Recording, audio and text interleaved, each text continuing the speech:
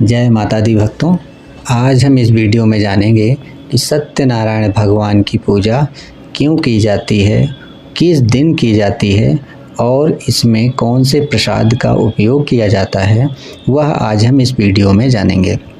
तो चलिए वीडियो की शुरुआत करते हैं। जैसा कि आप सभी लोग जानते हैं कि श्री सत्यनारायण भगवान की पूजा भगवान नारायण का ही आशीर्वाद प्राप्त करने के लिए की जाती है। भगवान श्री नारायण विष्णु भगवान का ही एक रूप हैं। भगवान विष्णु को इस रूप में सत्य का अवतार माना जाता है, इसीलिए इनको सत्यनारायण कहा जाता है। सत्यनारायण की पूजा को करने के लिए कोई विशेष दिन निश्चित नहीं है, अर्थात श्रद्धालु इसे किसी दिन भी कर सकते हैं, परंतु यदि पूर्णिमा के दिन श्री सत्यनारायण भगवान का पूजन किया जाए तो बहुत ही शुभ माना जाता है। श्री सत्यनारायण भगवान की पूजा में श्रद्धालुओं को पूजा के दिन सबसे पहले उपवास करना चाहिए।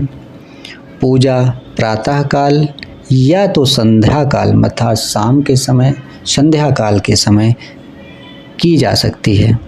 सत्यनारायण की पूजा करने का अधिक उपयुक्त समय संध्या काल माना जाता है, जिससे उपवासवासी अर्थात जो व्रत कर रहे हैं पूजा के उपरांत प्रसाद से अपने व्रत का पारण कर सकें। इसलिए सत्यनारायण स्वामी का व्रत पूजन कथा जो भी है वो संध्या काल के समय बहुत ही उपयुक्त मानी जाती है। इस पूजन में धार्मिक अनुष्ठानों में भगवान सत्यनारायण की पूजा करना ही मुख्य कार्य होता है, अर्थात इस पूजा में सिर्फ सत्यनारायण स्वामी की पूजा करना ही मुख्य अनुष्ठान होता है। भगवान सत्यनारायण भगवान विष्णु का ही एक अत्यंत कृपामयी स्वरूप है। इसके अतिरिक्त भगवान महाविष्णु के शालिग्राम स्वरूप को पंचामृत स्नान कराया जाता है। पंचामृत का निर्माण दूध, शहद, घी, दही और शक्कर के मिश्रण से तैयार होता है तथा इस पंचामृत का उपयोग देवता की शुद्धि के लिए भी किया जाता है। दूसरे पदार्थ की जो इसमें आवश्यकता होती है वो उसको पंजीरी कहते हैं, जो कि गेहूं के भुने हुए आटों से निर्मित की जाती है। केला एवं अन्य फलों को प्रसाद के रूप में वितरित किया जाता है। प्रसाद में तुलसी दल अर्थात तुलसी की पत्तियां भी मिलाई जाती हैं, जिससे प्रसाद और अधिक पवित्र हो जाता है। सत्यनारायण पूजा का एक अत्यंत आवश्यक अंग इस पूजा से संबंधित कथा है अर्थात कहानी है, जिसे हम सत्यनारायण कथा के रूप में जानते हैं। यह कथा पूजा में शामिल श्रद्धालुओं और श्रद्धालु व्रत कर रहे हैं उनके द्वारा सुनी जाती है। सत्यनारायण कथा में पूजा की उत्पत्ति, पूजा को करने का लाभ और किसी के द्वारा पूजा करने का संकल्प लेकर पूजा न करना पर होने वाली संभावित दुर्घटनाओं के प्रकरण को विस्तार से इस कथा में बताया गया है।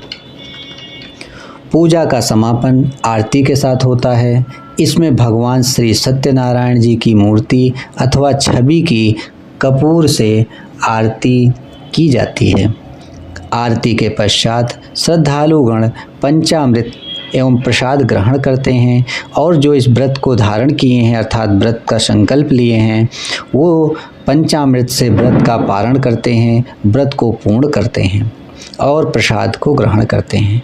इस प्रकार से यहाँ पर हमने जाना कि सत्यनारायण स्वामी के व्रत करने में किस दिन की सुलभता है, किस दिन किया जाना चाहिए, किस समय किया जाना चाहिए, किस प्रसाद को वितरण करना चाहिए, किस प्रसाद का प्रभु को भोग लगता है और पंचामृत कैसे बनाते हैं, ये सभी चीज़ें हमने यहाँ पे जाना है।